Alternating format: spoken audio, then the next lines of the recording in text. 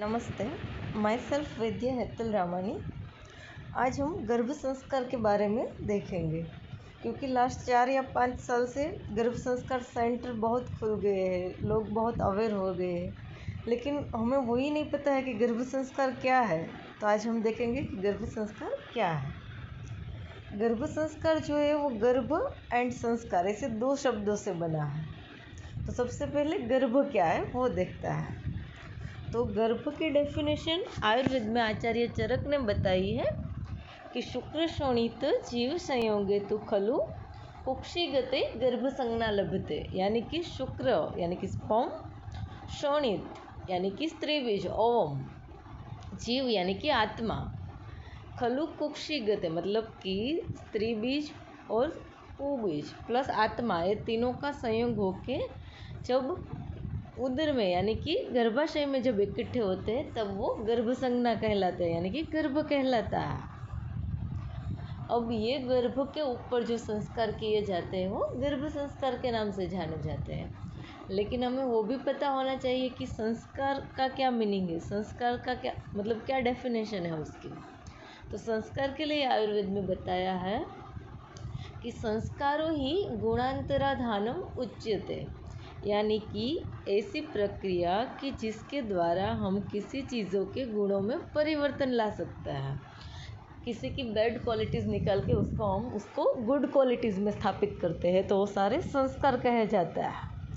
यहाँ पे एग्जाम्पल के लिए मैंने एक दिखाया, एक साइड मैंने पत्थर लिया, दूसरी साइड आइडल यानी कि मूर्ति दिखाई है।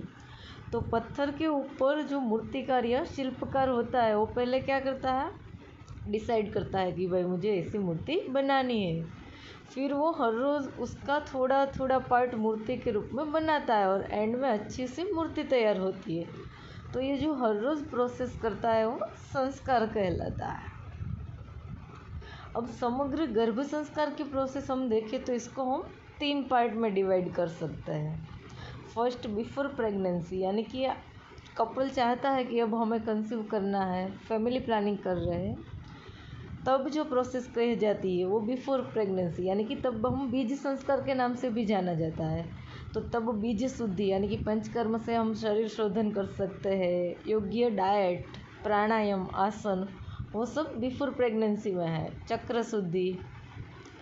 Second one, during pregnancy. During pregnancy जो संस्कार करने आते हैं, जैसे सीमंत उपनयन संस्कार है, पूरी प्रेगनेंसी का डाइट प्लान, योग्य आसन, वो सब प्रेगनेंसी वाला गर्भ संस्कार हो गया।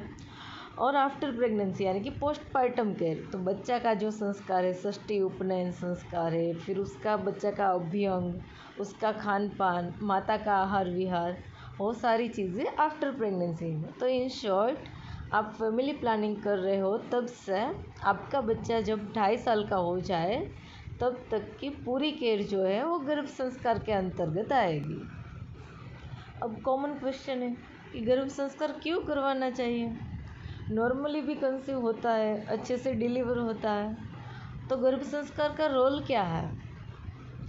फर्स्ट ऑफ ऑल, हम सब ऐसा सोचते हैं कि हमारा जो बच्चा आए वो इंटेलिजेंट हो, अच्छा हो, लेकिन इसके लिए हमें भी तो कुछ करना पड़ता है। तो वो गर्भ संस्कार के दौरान शक्य है। क्यों?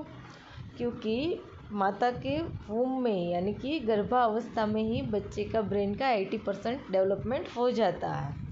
तो ये वो टाइम है कि आप तब उसको जो भी सिखाओ वो अच्छे से ग्रास्प कर सकता है। आपको जैसे पुराणों की कथा भी पता होगी, जैसे अभिमन्यु की। भगवान श्री कृष्ण अपनी बहन को बता रहा था और अभिमन्यु अपनी माता के कुख में सुन रहा था। तो ड्यूरिंग प्रेगनेंसी हम भी अपने बच्चों को होम टॉकिंग वो सब करके उसको अच्छे गुण दे सकते हैं। सेकेंड मोस्ट थिंग, पहले के ज़माने में गर्भ संस्कार नहीं कर रहे थे, फिर भी अच्छे हेल्दी बच्चे डिलीवर हो रहे हैं, क्योंकि तब वो लोग कहीं ना कहीं ऐसे ही गर्भ संस्कार की प्रोसेस फॉलो कर रहे थे। आजकल क्या हो गया है, फैमिली न्यूक्लियर हो गए हैं, फिर शादी भी थोड़ी डिले होती है, कंसीव और डिले होता है। सेकेंड थिंग, हम कोई वर्किंग प्लेस में वर्क कर रहे हैं तो थोड़ा स्ट्रेस भी रहता है। ये सारी चीज़ें कहीं ना कहीं प्रेग्नेंट लेडी को अपने बच्चे पे इफ़ेक्ट करती है, इसलिए गर्भ संस्कार करना बहुत ज़रूरी है। Thank you.